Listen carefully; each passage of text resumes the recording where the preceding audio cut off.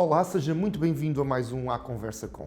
Hoje estamos aqui na Boutique 107, muito perto da Avenida da Liberdade, um paraíso de flores e champanhe, que aconselho a todos a visitar. A minha convidada de hoje faz parte deste universo, é uma mulher apaixonada e a Mulheres Apaixonadas oferece flores e champanhe. Hoje connosco Nelma Fernandes, uma boa amiga e uma empresária de sucesso que tem muito para nos contar. Nelma, muito obrigado por teres aceito o nosso convite. Sei que a agenda é complicadíssima e acho que vai ser um prazer ter aqui uma conversa contigo de 1 hora, sem telefones a tocar e poder conhecer-te um bocadinho melhor e apresentar-te aos nossos telespectadores. Sem dúvida, João. Muito obrigada pelo convite, que aceitei com todo o prazer.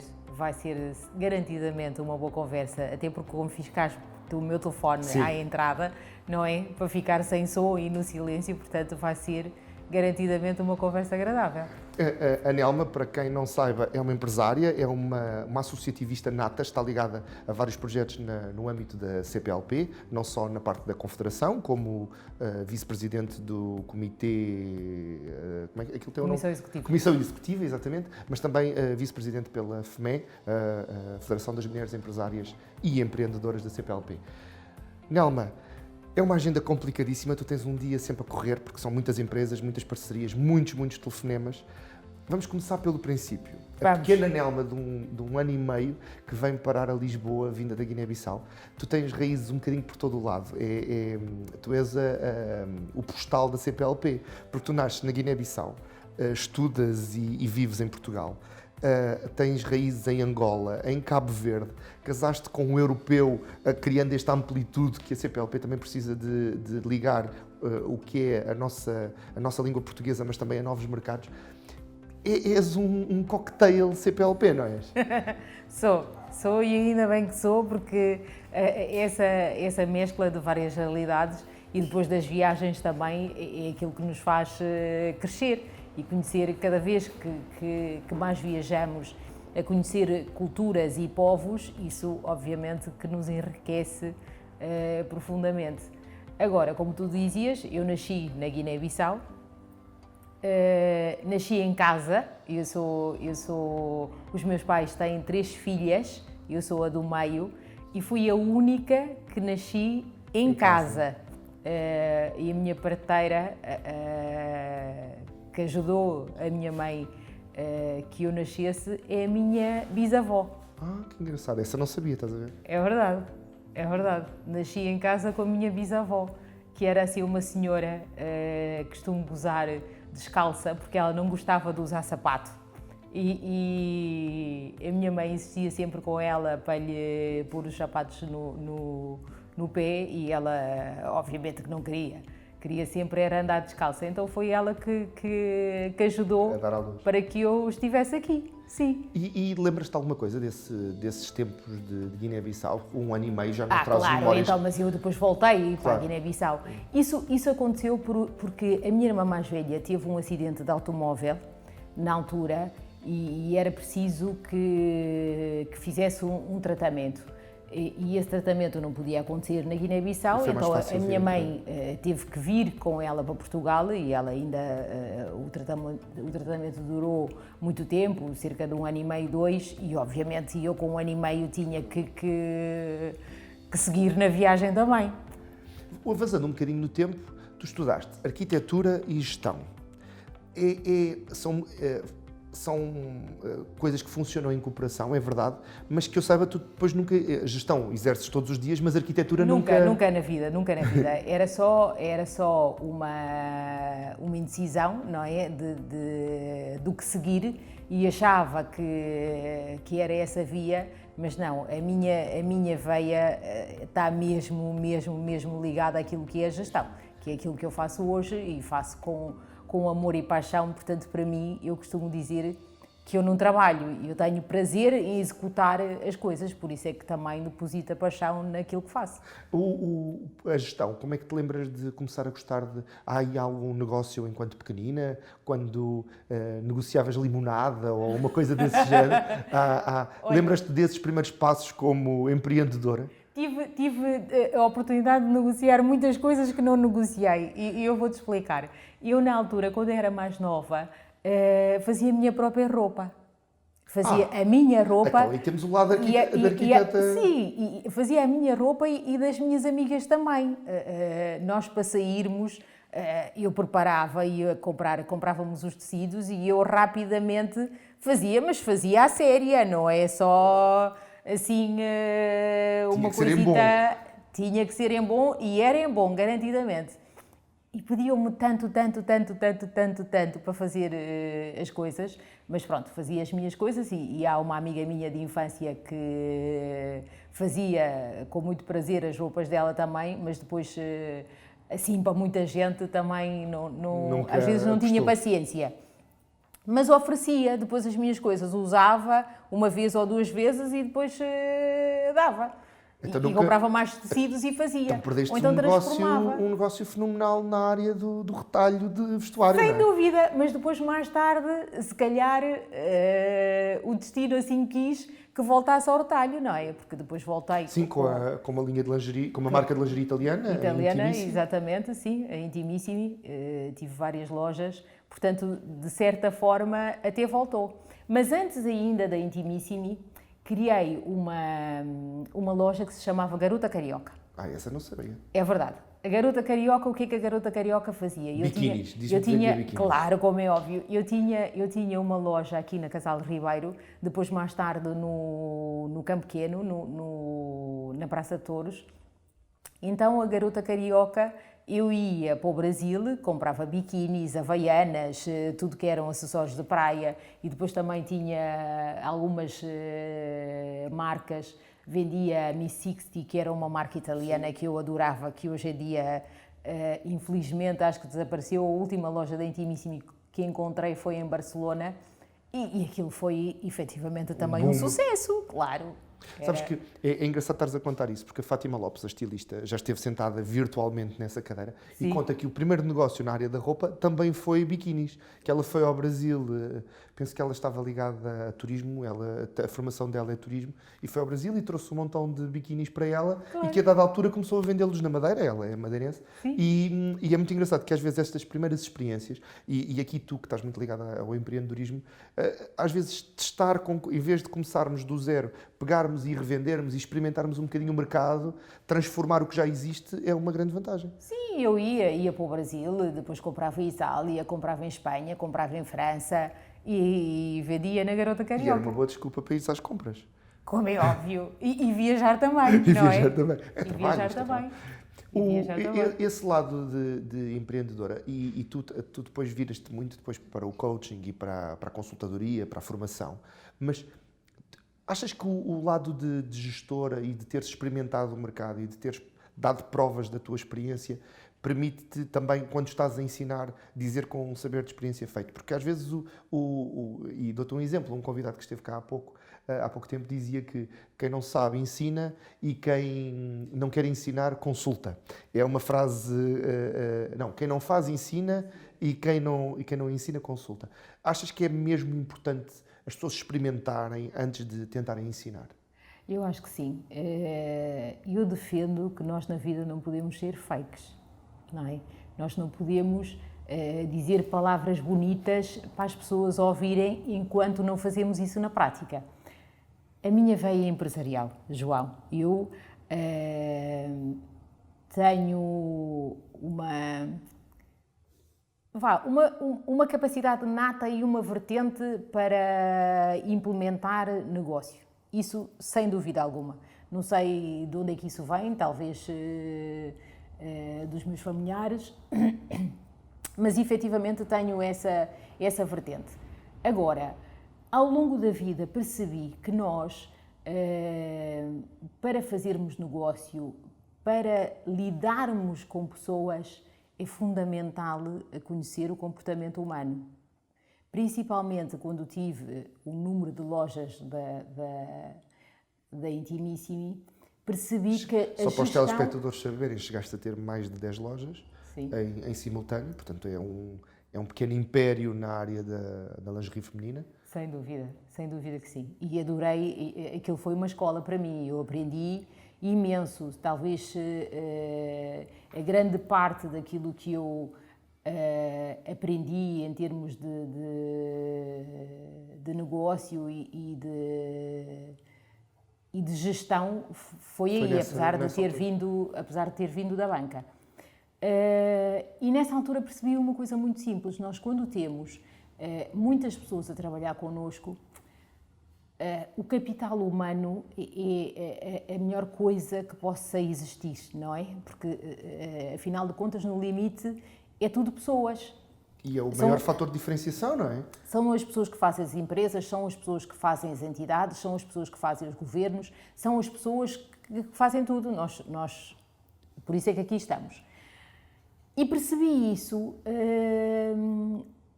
de uma forma muito simples. Nós não podemos tratar todas as pessoas de igual, porque nós não temos as mesmas necessidades. E para fazer isso, temos que estar capacitadas de ferramentas para o conseguir fazer da melhor forma. Então, decidi já nessa altura começar a explorar aquilo que são as matérias do desenvolvimento de competências. João, eu fiz... Tu fizeste tudo, tu desde neurociência, comportamento humano, linguagem não verbal... Linguagem não verbal, PNL, coaching, body dynamic, trauma. Eu especializei-me, também tenho a vontade de continuar, porque tu estás querer sempre aprender, de querer aprender. Então, eu não deixo de fazer uma boa pós-graduação na área da gestão, eu não deixo de fazer uma exploração naquilo que são a matéria de desenvolvimento de competências. Portanto, eu tenho uma série de especializações. Às vezes até tenho vergonha Porque é muito extensa a lista. Eu tenho aqui uma lista. Eu posso, não queres contar, eu conto. Eu vou-te dizer, ela é certificada pela International Coaching Community, é representante em vários países africanos dessa mesma...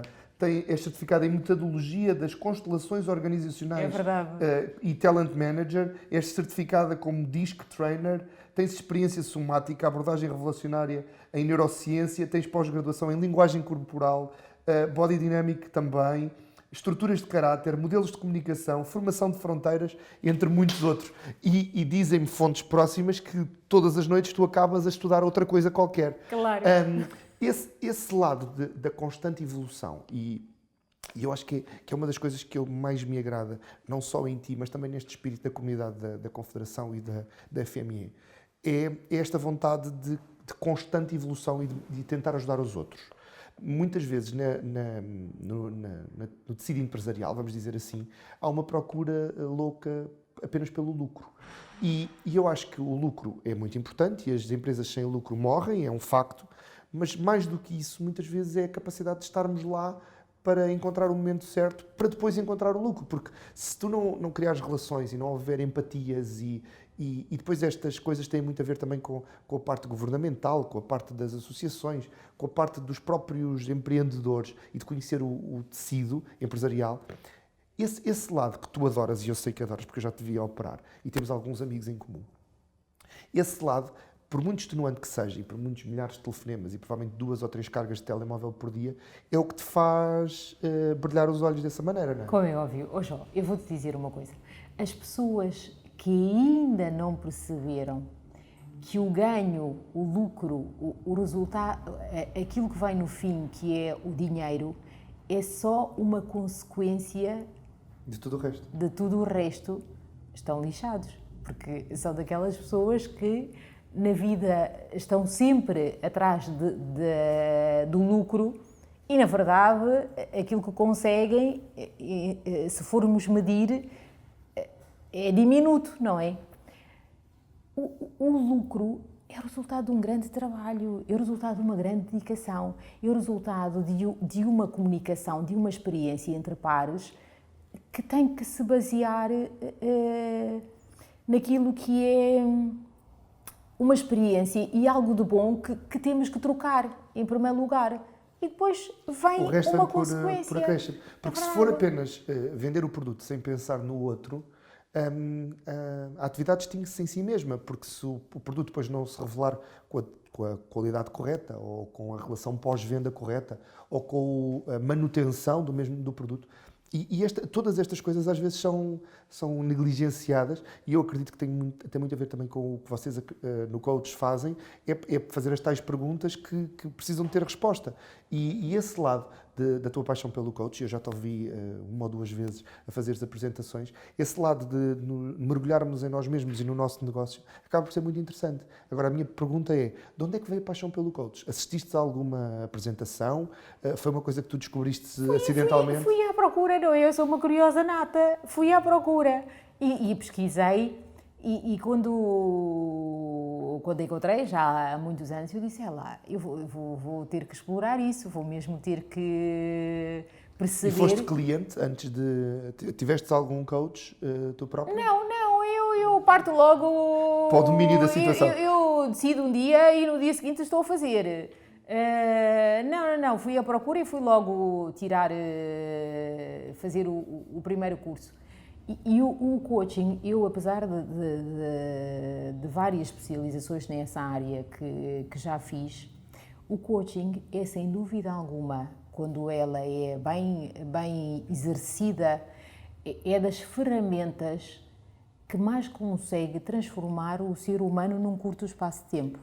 Quando efetivamente é bem feito, não é? Nós em todas as profissões temos coisas positivas e menos positivas também. E também depende um bocadinho de envolvimento das duas partes, não é? Eu percebi que estás à defesa porque há alguns casos em que o coaching não correu assim tão bem porque foi exercido por pessoas que não... Está na moda! Exato. Hoje em dia toda a gente quer ser, alguém faz um curso de um dia ou de umas horas ou 2 horas comprou um certificado na internet e é coach. E diz que é coach. Mas temos que ter muita responsabilidade porque nós estamos a mexer com aquilo que é até emoções e a mente das pessoas. É preciso ter muito cuidado. Mas aqui a minha pergunta é, o coach, a pessoa que está a ser ajudada, também tem que se entregar. Nós não fazemos milagres, então. Exatamente. O ser humano, João, tem situações específicas para mudar. E vou passar a nomear, porque isso é mesmo verdade. Isto é uma aula grátis, aproveita e toma nota.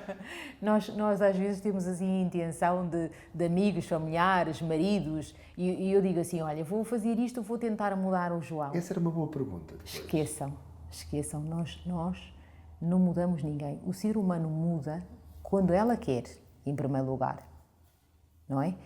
Há que ter a vontade de mudar, só assim o ser humano muda. Segundo, perante uma vertente traumática. Aí o ser humano pode ter a necessidade, sem querer, de se implementar nela alguma mudança, não é? Agora, de resto, esqueçam. E nunca experimentaste fazer assim uma programação neurolinguística nas meninas ou no marido? Nunca houve essa tentativa de... No marido faço todos os dias. Cliques, ou um beijinho, sempre que ele se porta bem, e ele sabe que se houver um beijinho tem que se portar bem. O meu esposo é a minha maior cobaia. Sim, mas como as pessoas só mudam quando querem... Mas ele também deve querer, para claro, que aqueles olhos apaixonados, como eu acho como é óbvio que sim. Voltando à questão do coaching e do início da tua carreira no coaching, tu tens um início de carreira na banca, ainda há pouco disseste isso. Para esta moça dinâmica, cheia de vontade de mudar o mundo e tudo mais, o formato da banca era muito... apertava-te as fronteiras, limitava-te a ação e daí o início dos teus próprios negócios? Ou foi foi uma paixão, aquilo foi uma paixão e eu adorei esse período que estive a trabalhar na banca.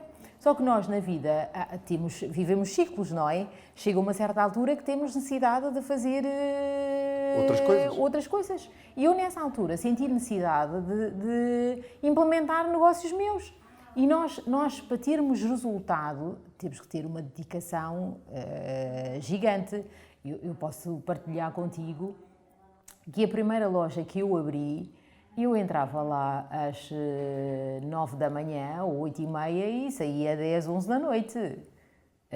As coisas para acontecerem têm que ser dessa forma, não é? Agarradas, não é? Aliás, eu até atrasei um bocadinho o processo da maternidade, de ser mãe, porque eu não tinha vida para... Para ser mãe, não tinhas tempo para outras coisas. Exatamente. E valeu a pena? Eu sei que tu agora és mãe de sempre. duas...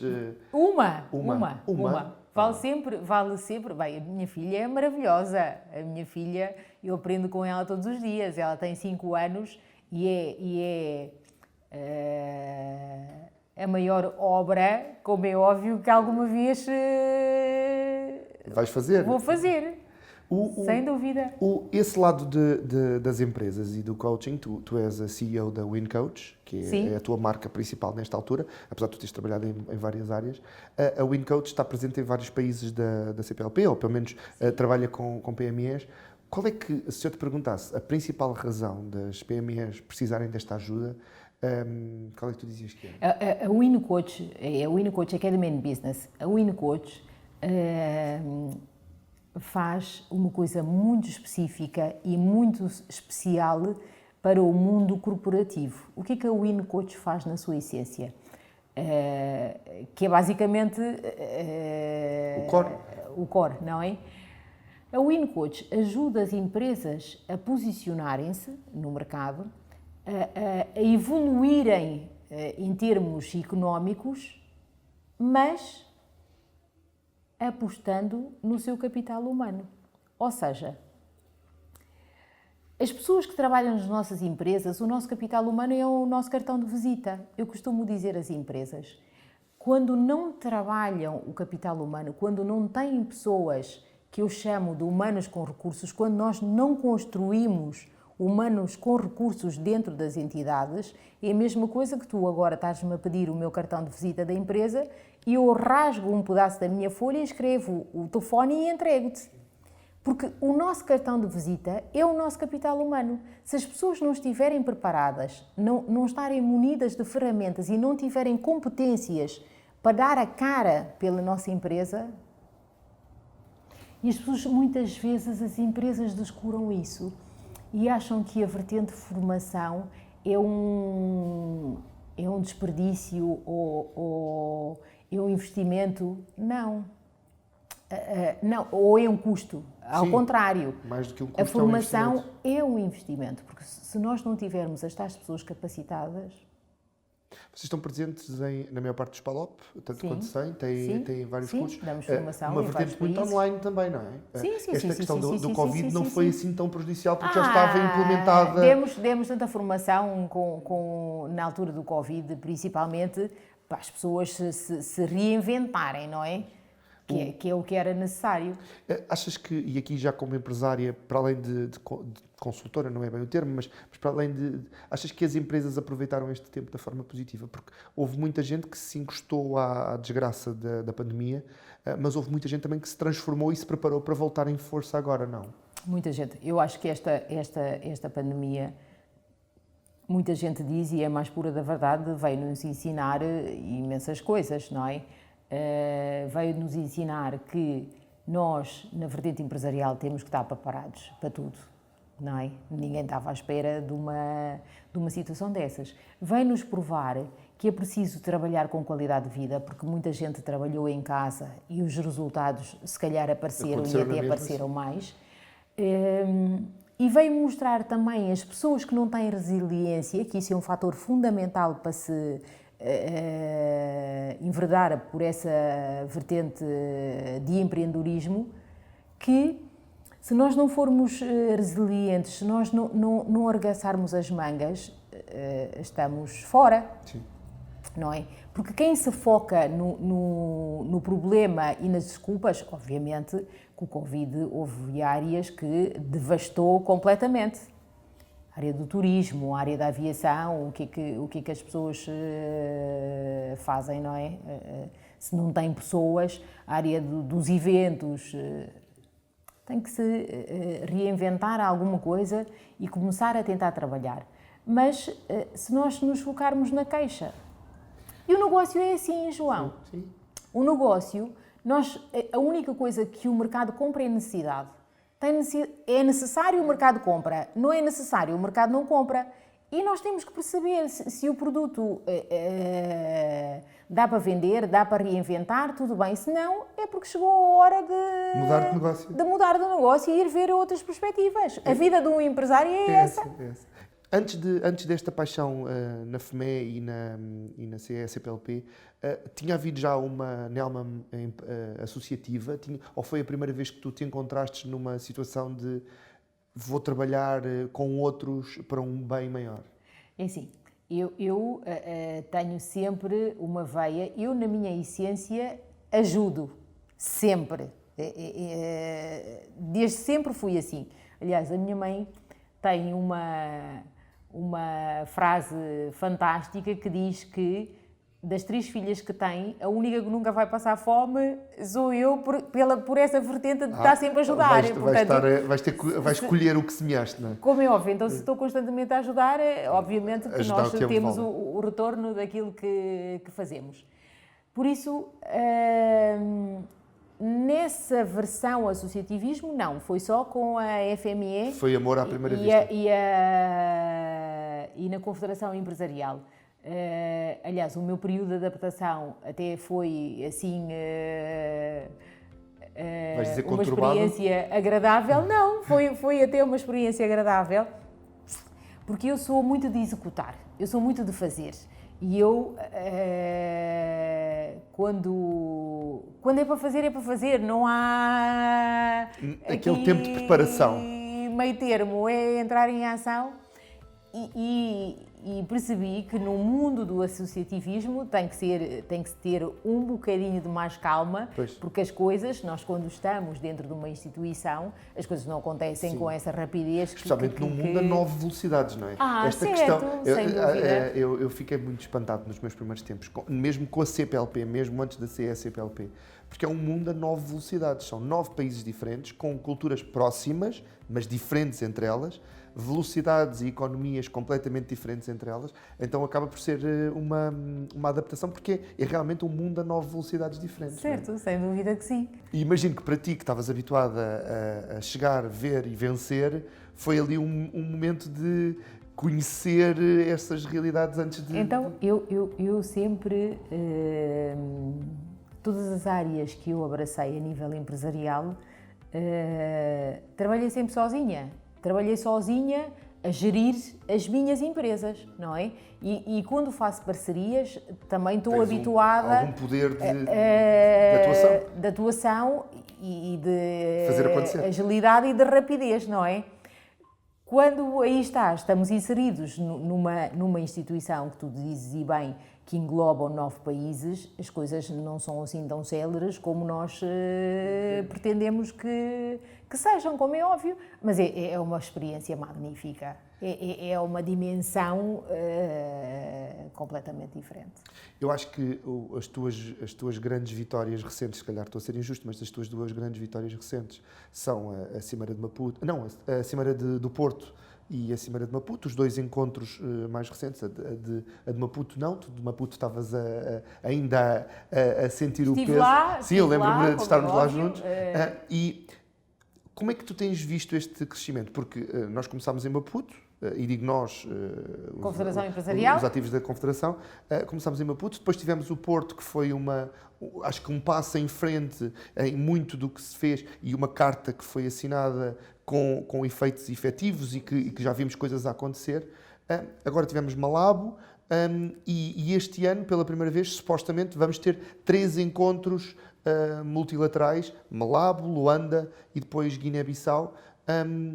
Este crescimento de velocidade é um crescimento de presença efetiva da CESPLP para começar a mudar realmente esta visão que os políticos têm e criar realmente esta rede empresarial que é tão importante? Assim, nenhuma instituição se move sem a parte económica, não é? Isso é fundamental e muito importante. Por isso é que a existência da Confederação Empresarial neste universo é fundamental para a economia. A Cimeira de Maputo, eu não estive na organização, quem fez a organização penso que foi o engenheiro Mendonça. Tiago Mendonça, sim. Sim, que organizou, foi um sucesso a Cimeira de Maputo, e eu estive presente e foi efetivamente muito bom. Depois nós fizemos a Cimeira do Porto, tive na organização com o meu colega, o Mário Simões, mas ainda assim, na altura da pandemia, antes de chegar aqui à Cimeira de Negócios de Malabo, a CIE fez muitas outras coisas. Nós fizemos webinars a divulgar as linhas de financiamento, quais é que eram os apoios que as entidades nacionais e internacionais pudessem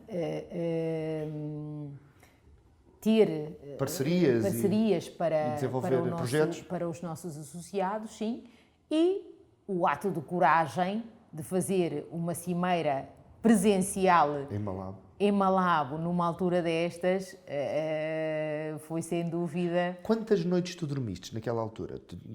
Porque vocês, eu sei que tu e o Mário Simões estavam envolvidíssimos na atuação. Já no Porto, imagino que tenha sido violento para vocês, claro. mas Malabo foi assim, porque era fora de portas, num terreno que, por muito que vocês o conhecessem, tinham estado, penso eu, em novembro, dezembro lá. Conheciam, mas não sabiam os players. Imagino que fosse completamente diferente do Porto. Eu completamente, não é? Quer dizer, o Porto, estamos em Portugal. Estás a jogar em casa, as tuas empresas, as empresas do Mário, tens acesso a tudo. A logística, tudo é muito mais fácil. Estamos em Portugal, portanto...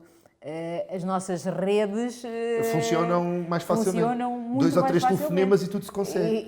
E resolve-se, não é?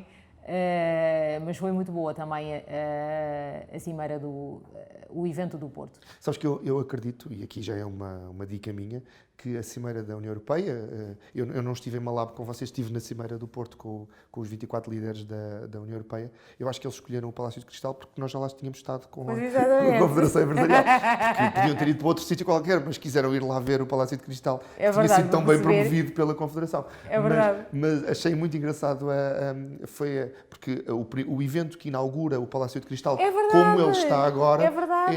Foi o encontro da Confederação. O encontro da Confederação Empresarial. Na altura foi muito bom. Nós tivemos uma oferta da Câmara Municipal do Porto que nos disponibilizou e apoiou para que isso acontecesse. Aliás, eles estavam a terminar as obras, não é? Sim, e nós fomos logo inaugurar literalmente com E o Presidente da Câmara do Porto envolveu-se muito também no evento. Eu lembro-me que fomos recebidos por ele, com o Embaixador de Angola. É verdade. Todo esse lado. E a verdade é que para os empresários isso não é o importante, mas é importante ter os políticos do lado dos empresários, não é? É importante, principalmente quando a comunidade CPLP tem países em que a intervenção do governo naquilo que são os negócios é crítica, é importante. É importante, sim, sem dúvida. E depois a Malabo, nós estivemos lá em dezembro, como tu dizes e muito bem, foi a minha primeira vez. Conheço vários países africanos. Quais é que te faltam da CPLP? Falta-te algum? Falta-te Timor ou assim? Não, tens todos? Na caderneta das viagens? Só me falta Timor. Só te falta Timor. Só me falta Timor e espero que seja breve. Do resto... Está feito. E várias vezes? Várias vezes. Então, Cabo Verde estou habituada a ir desde pequenina, Angola vou regularmente, Guiné-Bissau igual, portanto... Moçambique tens o Paulo e o Salimo para visitar. Claro, Moçambique também vou até porque a WinCoach está presente também em Moçambique, portanto viajo praticamente a todos os países. Brasil foi quando ainda trabalhava na banca, todas as férias que tinha eu ia para o Brasil, portanto... Falta São Tomé, agora também tens de falar de São Tomé. Também. São Tomé e Príncipe. E tenho muitos bons amigos em São Tomé. A nossa querida Roseline? Sim, claro. Entre outros. E muitos outros, sim. Malabo. Curiosamente, nós estivemos lá em dezembro e eu fiquei fascinada pelo país, não estava à espera de ver uma África tão desenvolvida, não é? Foi mesmo um espanto. Tão europeia, não é? A primeira vez que cheguei lá, eu estou habituada a ir para a África e ter estradas com buracos, não é? Isto em Malabo, naquela zona praticamente nova, isso não existe. As infraestruturas ao mais alto nível. E foi uma agradável experiência. Então nós fomos lá, efetivamente, para preparar a Cimeira de Malabo. Ela inicialmente era para acontecer a 14, 15 e 16 de fevereiro. Com a situação da pandemia, não foi possível, tivemos que adiar e aconteceu a 5, 6 e 7 de maio. Eu e o Mário Simões, efetivamente, fomos lá. Fazer uma visita técnica? Fizemos essa visita técnica e antes do evento estávamos lá 8 dias ou 9 dias antes, não é? Para preparar. Para garantir a... Foi brutal. Queres contar assim uma aventura? Uma sem aventura? ser politicamente incorreta, que não seja demasiado, porque senão o embaixador Tito pode ficar zangado connosco, mas Não, queres contar uma das aventuras? O embaixador Tito não vai ficar zangado connosco, João, e eu vou-te explicar porquê. A Guiné Equatorial, o governo da Guiné Equatorial, o Presidente da República, a Sua Excelência, o Sr. Teodoro Obiang, o Ministro dos Negócios Estrangeiros, o Embaixador Tito, não havia mais para dar para esta cimeira, porque efetivamente deu-se tudo. A vontade é tão grande, o apoio à Confederação Empresarial para realizar essa cimeira, da parte do Governo da Guiné Equatorial, foi incondicional. Estas condições dificilmente... seriam repetíveis noutro país da CPLP? Sim. Numa altura dessas de pandemia, disponibilizar-se voos para recolher pessoas em Portugal, em Angola, em Moçambique, em Santo Tomé, essa logística para as pessoas, para os empresários não terem que apanhar voos comerciais, é sem dúvida alguma de louvar. E toda a logística eterna, os transferes, o local que foi o evento... Os testes de Os Covid? testes, nós levamos uma empresa, que é a Biepic, que isso tenho que agradecer, levamos uma empresa aqui de Portugal que diariamente fez testes às pessoas que estavam na conferência, de uma forma gratuita. E eu sei que há muitos casos de sucesso, não Sim. sei se tu podes dizê-los porque acredito que haja algum sigilo comercial, mas houve negócios, podes contar um bocadinho do que é que... Houve efetivamente imensos negócios e nós saímos de lá super contentes, não é?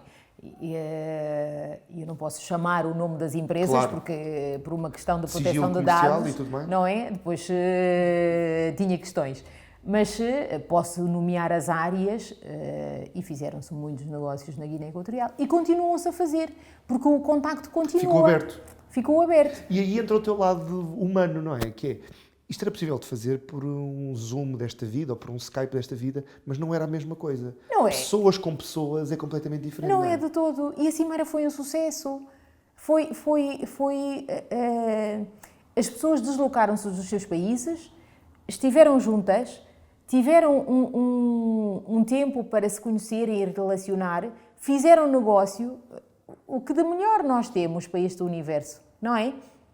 E numa altura em que as empresas precisam dessa lufada de ar fresco. Se estamos inseridos no mercado e as coisas não acontecem, infelizmente as coisas estão um bocadinho paradas neste universo europeu, há que procurar outros mercados. Claro. Há que procurar outras formas de desenvolver a economia. E foi exatamente isso que fizemos e é exatamente isso que vamos continuar a fazer. O sonho para Luanda é um bocadinho diferente, não é? A Luanda mexe ali com também encontrarem-se com os chefes de Estado, a fazerem alguma pressão para que os chefes de Estado mobilizem certas necessidades que acontecem no mundo CPLP, a questão da mobilidade que teoricamente vai ser assinada em Luanda, mas que pode não ser a mobilidade que se precisa. Há questões aduaneiras, questões de criar paralelismos nos cursos universitários e afins. Este trabalho da pressão, e tu és uma diplomata em ti própria, este trabalho da pressão junto das entidades políticas é cansativo. Esse lado de termos que estar sempre a fazer a mesma coisa para devagarinho conseguir ganhar terreno? Como costuma dizer o Presidente da Confederação, água mole em pedra dura, bate até que fura, não é? E é mesmo verdade.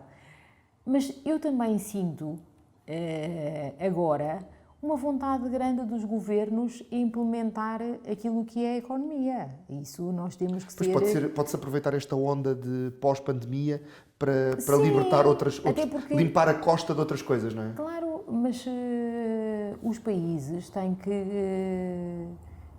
que avançar com a economia e os governos sabem isso. Mas agora na Cimeira de Angola, como tu dizes e bem, vai ser a passagem de testemunho de Cabo Verde para Angola, onde vai ser implementada o quarto pilar, que é o pilar económico, dentro do seio da própria CPLP, onde vai-se assinar aquilo que é o draft, o GPS para a questão da mobilidade, que isso é extremamente importante. O negócio para acontecer no conjunto há que haver mobilidade, isto é extremamente importante. E depois as outras questões que tu estavas a referir e bem, as questões aduaneiras, a questão dos impostos dentro dos países, nós também estamos a trabalhar nesse sentido. E eu, como referi numa entrevista recente, vou dar o exemplo de Malabo. Todos os empresários que fizeram a sua exposição do seu produto na Guiné Equatorial, ninguém pagou taxa. A taxa aduaneira tiveram completamente isentos.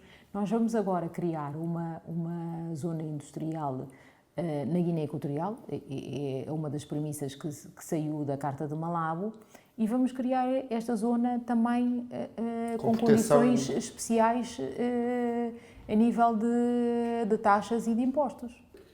Não querendo só focar-me na Confederação, o lado da Federação das Mulheres, há um detalhe que eu acho que é importante e eu ainda há pouco tempo estive numa entrevista contigo e referi ao entrevistador, e acho que é muito importante as pessoas perceberem que em África, principalmente em África, as mulheres são o pilar da economia, porque 90% ou mais de 90% do pequeno comércio é liderado por mulheres.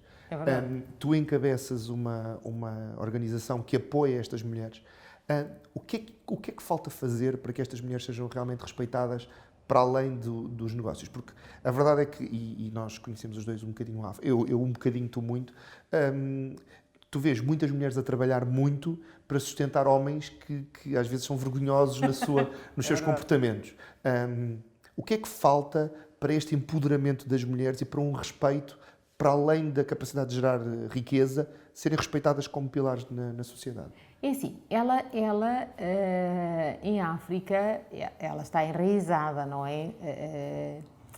Grande parte dos países que compõem a CPLP são países matriarcais, em que o papel da mulher é importantíssimo. Aliás,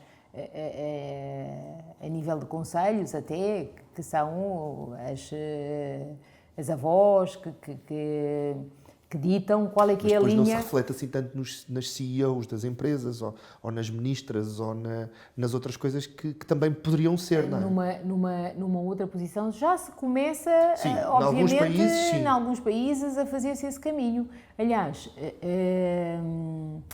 vou dar o exemplo da Guiné-Bissau, por exemplo, que em penso que foi em 2017, não sei bem precisar se foi em 2017 ou 2018, que eu fiquei fascinada, que estive na Guiné-Bissau para um evento da FME, fui em representação da Maria Sousa Abdullah, que é a presidenta da FME, que foi convidada para ir a este evento na Guiné-Bissau, por questões de agenda não pôde, e eu fui lá representar a FME.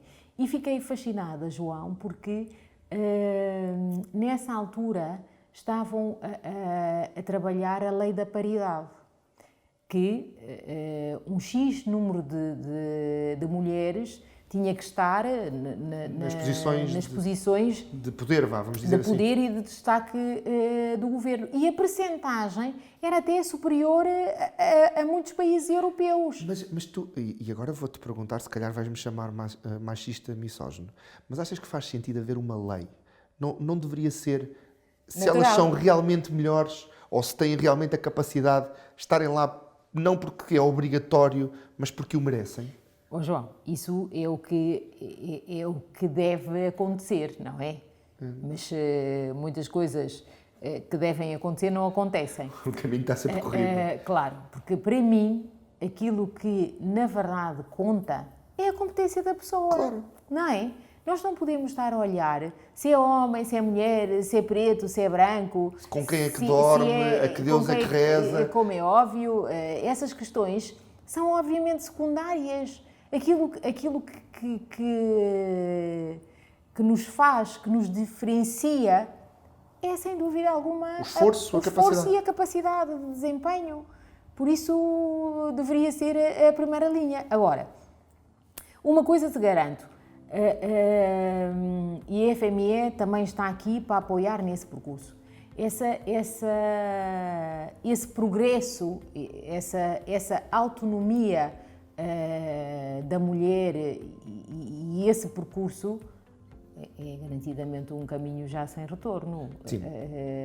E eu acho que da sociedade em geral, não é? Completamente. No mundo inteiro, o movimento está, o empoderamento de todos, no fundo é o empoderamento de todos os que querem fazer algo diferente pela sociedade. Nós temos alguns países europeus que hoje em dia são liderados por mulheres e está à vista os resultados. Nós temos muitas empresas que são geridas por mulheres e igualmente está à vista o resultado. Portanto, mas isto, eu acho que nós temos é que nos preocupar em viver num mundo de inclusão. Sim. Não respeito. É? Porque, exatamente, acima de tudo, a nossa autonomia acaba, a minha acaba quando começa a tua. Portanto, nós vivemos numa comunidade e só temos é que nos respeitar. E qual é que é o teu sonho? Depois disto, podemos pensar numa Nelma política ou vamos ter sempre a Nelma empresária e a fazer, através do mundo económico, a diferença? Podemos pensar que um dia tu podes te candidatar a alguma coisa? Olha, João, eu vou-te já dizer uma coisa. Se a minha mãe ouvir essa entrevista e ouvir essa ouvir essa tua pergunta, vai-te bater. Que ela diz-me assim: filha, livra-te, e olha que a minha mãe é das matriarcais. Pois. Ela, a senhora quer, pode e manda. É mesmo assim. E ela diz-me: filha, livra-te de algum dia pensares em entrar na política. Livra-te. A minha veia empresarial, João. Portanto, aquilo que eu amo fazer é sem dúvida alguma, a minha paixão é aquilo que faço. É trabalhar pessoas e trabalho-me a mim também, não é? Porque nós primeiro começamos em nós e depois é que chegamos aos outros. Eu trabalho a minha melhoria todos os dias, em todos os aspectos, mesmo. Aquilo que amo fazer é trabalhar pessoas e fazer negócio. O que é que te falta fazer? O que é que me tu és falta muito fazer? nova, mas o que é que te falta fazer? Tanta coisa. Eu sou, como eu disse há pouco, uma curiosa nata. Tenho imensas coisas que eu quero fazer. Olha, quero ter tempo agora de ir para os Estados Unidos, pelo menos um mês, para fazer uma especialização na área financeira de fundos, de ter essa experiência. E estou desejosa de chegar a essa altura, de encaixar na agenda e de fazer isso. Portanto, a minha busca é da aprendizagem naquilo que gosto. Daqui a 3, 4 anos eu posso voltar-te a convidar, porque este programa só permite os convidados voltarem passado um determinado tempo. O que é que de novo vais ter para me contar? Há tanta coisa, imensas coisas vou ter para te contar. Olha, vou-te contar que a minha filha está mais crescida, vou-te contar as coisas que continuo a aprender com ela, vai ser visível a evolução, não é? Porque nós evoluímos enquanto seres humanos, e muitas coisas boas, garantidamente. Este programa chama-se A Conversa Com. Se tu pudesses convidar alguém para estar aqui, em vez de eu estar nesta cadeira, outra pessoa que pudesse estar aqui nesta cadeira, para teres uma hora de conversa, sim, pode ser uma pessoa real, fictícia, histórica, com quem gostavas de ter uma conversa dessas? Ocorre-me de repente tanta gente, mas tenho que ser honesta para dizer... estavas tu a fazer a pergunta e salta-me um nome à cabeça, não é? E eu sou muito de intuições. Vai. É aquilo que... Salim Abdullah. Sabes que ele é um futuro convidado. É só porque ele tem uma agenda complicadíssima e geograficamente complexa. O Salim está convidado desde que eu entrevistei a São, que foi o segundo programa, portanto estás a ver. Imagino. Mas já esteve para acontecer em Maputo, sim, já esteve para acontecer no Porto, já esteve sim, para acontecer em Cascais, já esteve para acontecer um montão de vezes, mas ou ele ou eu não estamos no sítio certo naquele momento. Mas acredito que seja uma conversa fantástica. Se tu disseres que sou eu que vou fazer a entrevista, talvez ele aceite mais rapidamente. Essa foi ofensiva. Estou a brincar. Não, acho que nós damos-nos suficientemente bem para que seja. Foi só uma piada, foi só uma piada. Isso foi só uma provocação. Não, tu tens mais capacidade geográfica para estares mais perto nos momentos certos. Pois. Vais a Moçambique. Vou. Vais a Moçambique e rapidamente vais fazer a entrevista ao Salvador. Já aconteceu, só que ele ia para Qatar ou para Dubai no dia. Eu cheguei e ele estava a sair.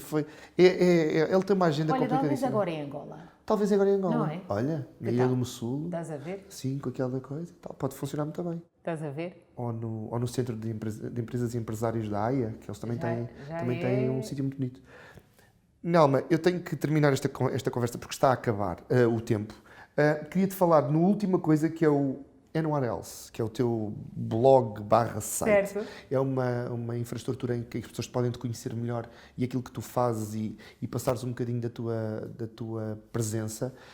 Ofereço-te aquela câmara, podes olhar para a luzinha vermelha e convidar as pessoas a conhecerem mais da Nelma, da WinCoach e do What Else através destas plataformas que existem. Sem dúvida alguma, então, mas isto hoje em dia, à distância de um clique, nós conhecemos toda a gente. Este projeto de What Else, o blog, foi um desafio de uma amiga minha, que é a Elsa Oliveira, uma grande amiga do Norte. Ela desafiou-me a fazer esse projeto, que, como é óbvio, fiz com todo o prazer. Portanto, é sem dúvida alguma uma plataforma em que tem mais informação e mais coisas que podem conhecer da Nelma Fernandes. É um bocadinho de ti, não é? Ali naquele espaço digital. Tudo o que eu faço é um bocadinho de mim. Eu deposito paixão em todas as coisas que me envolvo. Nelma, muito e muito obrigado. Quanto a si, caro telespectador, despeço-me com simpatia, prometendo voltar para a semana que vem com mais um convidado que tentaremos que seja pelo menos tão interessante como a Nelma. Aconselho a seguir-nos nas redes sociais, saber um bocadinho do que se passa por detrás das câmaras e do que vai passar em canal. Saber também um bocadinho mais da Nelma, procurando-a nas redes sociais e neste fantástico site que é o And What Else. Voltamos para a semana, volte também connosco.